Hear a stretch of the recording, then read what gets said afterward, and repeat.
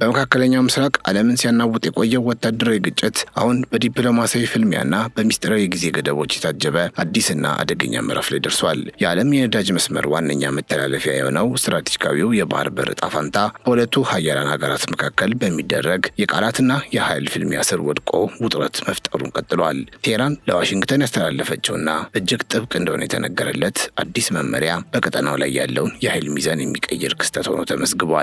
ይህ በጦርነትና በድርድር መካከል ያለው እጅግ ቀጭን መስመር የሰው ልጆችን ሕይወት ብቻ ሳይሆን የዓለምን የኢነርጂ ደህንነትንም ጭምር በዋስትናነት የያዘ የወደፊት ዕጣ ፈንታ ተደርጎ ሊወሰድ የሚችል አጋጣሚ ነው። ከዚህ ቀደም ታይቶ በማይታወቅ መልኩ የተቀመጠው ይህ ዲፕሎማሲያዊ ግፊት በቀጣዮቹ ጥቂት ሳምንታት ውስጥ የመካከለኛው ምስራቅን መልክ ሙሉ በሙሉ ሊቀይር የሚችል እምቅ አቅም እንዳለው በብዙዎች ዘንድ በስፋት እየተነገረለት ይገኛል። በመሆኑም በዛሬው መሰናዷችን በሁለቱ ሀገራት መካከል ያለውን ይህንን የከረረ ፍጥጫ፣ የኒውክሌር ፖለቲካውን አዲስ ግብና በቀጣይ ሊከሰቱ የሚችሉ ለውጦችን በጥልቀት የምንመለከት ይሆናል። በዛሬው ዝግጅታችን ፕሬዝዳንት ዶናልድ ትራምፕ እኛ የባህር ላይ ወንበዴዎች ነን በማለት በግልጽ መናገራቸው ያስከተለውን ዓለም አቀፍ ድንጋጤና የሕግ ጥያቄዎች በስፋት የምንዳስስ ይሆናል። ይህ የአሜሪካ ፕሬዝዳንት ንግግር ዋሽንግተን በዓለም አቀፍ ሕግ የማትመራና የራሷን ጥቅም ለማስጠበቅ ወደ ወንበዴነት ተግባር የተሰማራች ሀገር መሆኗን የሚያረጋግጥ ነው ተብሎ በቴህራን በኩል የቀረበባትን ከፍተኛ ውንጀላ እንመለከታለን። በተጨማሪም ኢራን በባህር ላይ ስላለው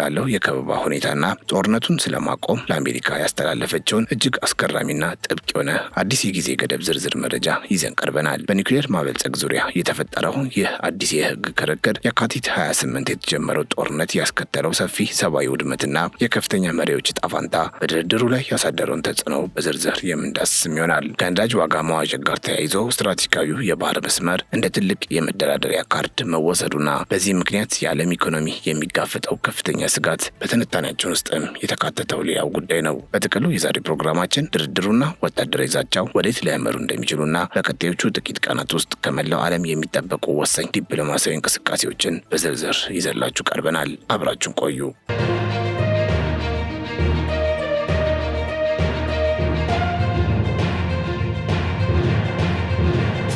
ኢራን በሆርሙዝ ሰርጥ ላይ ጣለችውን የባህር ላይ እገዳ ለማንሳትና በግዛቷ ላይ የሚካሄደው ጦርነት እንዲያበቃ ለአሜሪካ የአንድ ወር ጊዜ ገደብ ማስቀመጧን አክሲዮስ የዜና ምንጭ ዘግቧል። ይህ ውሳኔ የመጣው ቴህራን በ14 ነጥብ የተሻሻለ የሰላም ውሳኔ ሀሳብ ለዋሽንግተን ካቀረበች በኋላ ሲሆን ይህም በሁለቱ ሀገራት መካከል ያለውን ወታደራዊ ውጥረት ወደ አዲስ ምዕራፍ አሸጋግሮታል። የጊዜ ገደቡ የተቀመጠው አሜሪካ በኢራን ወደቦች ላይ የጣለችውን የባህር ላይ ከበባ እንድታነሳና በሊባኖስና በኢራን ያለውን ጦርነት በቋሚነት እንድታቆም ግፊት ለማድረግ መሆኑ ተመልክቷል። እንደ ምንጮች ገለጻ ከሆነ ይህ የጊዜ ሰሌዳ እጅግ ጥብቅና በቀጣዮቹ 30 ቀናት ውስጥ የሚተገበር ሲሆን አሜሪካ ለጥያቄው በምትሰጠው ምላሽ ላይ ተመስርቶ የባህር ላይ መተላለፊያው ዕጣ ፈንታ ይወሰናል ብላለች። ይህ የኢራን እርምጃ በዲፕሎማሲያዊ መንገድ መፍትሄ ለመፈለግ የታለመ ቢመስልም በውስጡ ግን ጠንካራ የማስጠንቀቂያ መልእክት ያዘልና በቀጠናው ላይ ያለውን ስጋት ከፍ ያደረገ ክስተት ሆኖ ተመዝግቧል። ይህ የጊዜ ገደብ የተቀመጠበት የውሳኔ ሀሳብ በሁለት ዋና ምዕራፎች ተከፍሎ እንዲተገበር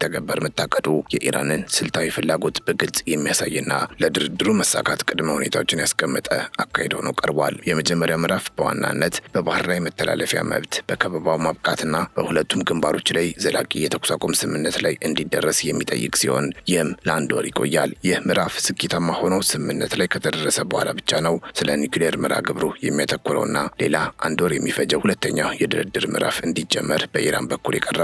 በዚህ መሰረት ኢራን መጀመሪያ የኢኮኖሚና የወታደራዊ ስጋቶቿ እንዲቀረፉላት የምትፈልግ ሲሆን የኒውክሌር ጉዳዩን እንደ ሁለተኛ ደረጃና እንደ መደራደሪያ ካርድ ይዛው ለመቅረብ ያላትን ፍላጎት ያሳያል። ይህ አቀራረብ ዋሽንግተን ላይ ከፍተኛ ጫና የሚፈጥር ሲሆን በተለይም የነዳጅ መስመሩን ከኒውክሌር ድርድሩ ጋር በማቆራኘት አሜሪካን ወደ ድርድር ጠረጴዛው ለማምጣት የታለመ ብልህነት የተሞላበት ስልት ነው ተብሏል። ታዲያ የአሜሪካ ፕሬዝዳንት ዶናልድ ትራምፕ ለዚህ የኢራን ጥያቄና የጊዜ ገደብ የሰጡት ምላሽ እንደተለመደው በዛቻና በጥርጣሬ የተሞላ ነበር የተባለ ሲሆን ይህም የድርድሩን ሂደት እጅግ አሳሳቢና ተለዋዋጭ አድርጎታል። ትራምፕ መጀመሪያ ላይ ስለ ስምምነቱ ጽንሰ ሀሳብ እንደተነገራቸውና ሰነዱን እንደሚመለከቱት ቢገልጹም ብዙም ሳይቆዩ ግን በማህበራዊ ገጻቸው ላይ እጅግ ጠንከር ያለ አቋም አንጸባርቀዋል።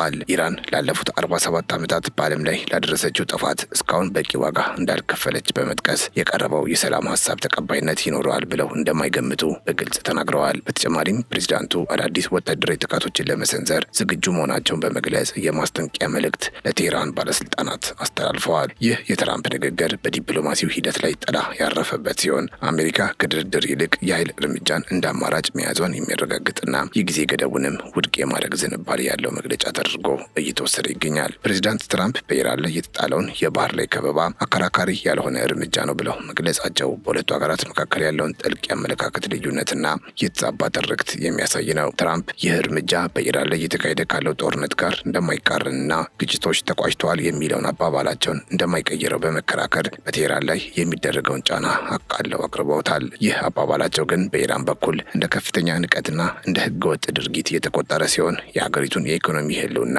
አደጋ ላይ የሚጥል ተግባር ሆኖ በኢራን ባለስልጣናት ተገልጿል። በባህር ላይ የሚደረገው እንቅስቃሴ መገደብ የኢራንን የነዳጅ ኤክስፖርትና መሰረታዊ ሸቀጦች ግብይት በእጅጉ እንደሚጎዳ የሚነገር ሲሆን ቴህራን ይህንን እንደ ቀጥተኛ የጥቃት እርምጃ ትቆጥረዋለች።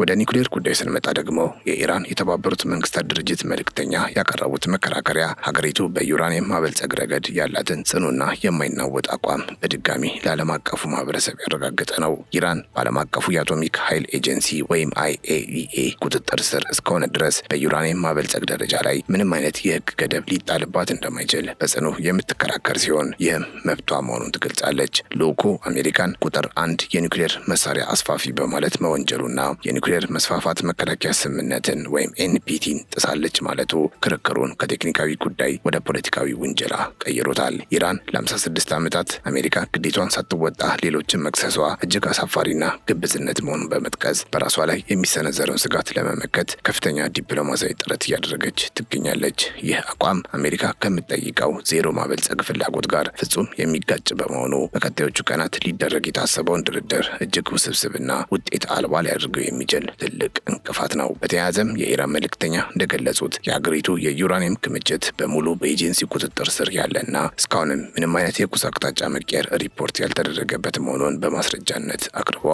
ኢራን አሜሪካ ይህንን ጉዳይ እንደ ስጋት አድርጋ የምታቀርበው የራሷንና የአጋሮቿን የኒውክሌር ጥሰት ለመሸፈንና የዓለምን ትኩረት ለማስቀየር የምትጠቀምበት ስልት መሆኑን በጽኑ ትተቻለች። ይህ የመረጃ ፍልሚያ ኢራን ራሷን እንደ ህግ አክባሪና በዓለም አቀፍ ስምምነቶች የምትመራ ሀገር አድርጋ ለማቅረብ የምታደርገው ጥረት ሲሆን አሜሪካን ግን እንደ አስገዳጅና ህግ ጣሽ አድርጋ ትስላለች። ይሁን እንጂ አሜሪካና እስራኤል የኢራንን የኒውክሌር ተቋማት እንደ ትልቅ ስጋት በመቁጠር የካቲት 28 ቀን ጥቃት መሰንዘራቸው ጉዳዩ ከዲፕሎማሲያዊ ክርክር አልፎ ወደ ወታደራዊ ውድመት መሸጋገሩ ይታወሳል። ይህም በኢራን በኩል ከፍተኛ ቁጣን ፈጥሮ የነበረ ሲሆን የኒውክሌር መርሃ ግብሯን እንደ ሉዓላዊነትና እንደ ብሔራዊ ደህንነት መሳሪያ አድርጋ ይበልጥ እንድትገፋበት ምክንያት ሆኗታል ማለት ይቻላል።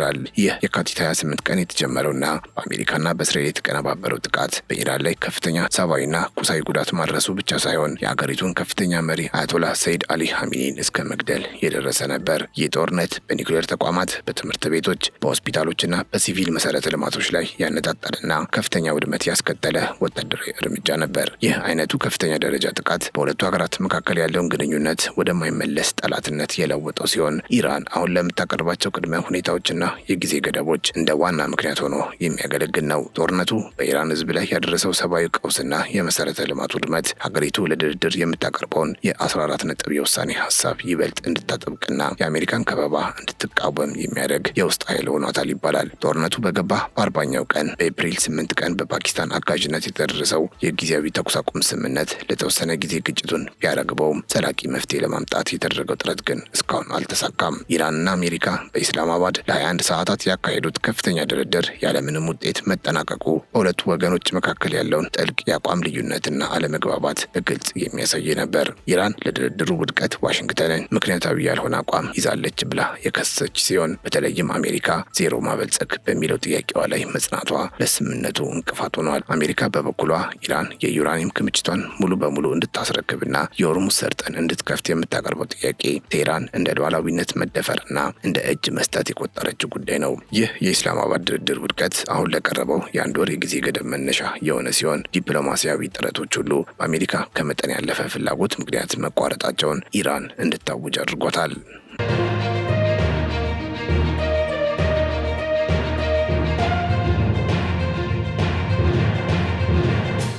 ፕሬዚዳንት ዶናልድ ትራምፕ ኢራን የእሳቸውን የስምምነት ውሎች ካልተቀበለች በኤሌክትሪክ ኃይል ማመንጫዎችና በድልድዮች ላይ አዳዲስ ጥቃቶችን ለመቀጠል በተደጋጋሚ መዛታቸው ውጥረቱን ወደ ከፍተኛ ደረጃ አድርሶታል። ትራምፕ ኢራን የበለጸገ የዩራኒየም ክምችቷን እንድታስረክብ የሚፈልጉ ሲሆን ይህ ካልሆነ ግን ወታደራዊ እርምጃው እንደሚቀጥል በግልጽ አስታውቀዋል። ይህ አይነቱ የግዴታ ድርድር በኢራን በኩል ተቀባይነት የሌለው ከመሆኑም በላይ ሀገሪቱ የአሜሪካን ህገወጥ የባህር ላይ ከበባ እስካልተነሳ ድረስ ወደ ድርድር ሂደት እንደማትመለስ በቁርጠኝነት እንድታሳውቅ አድርጓታል።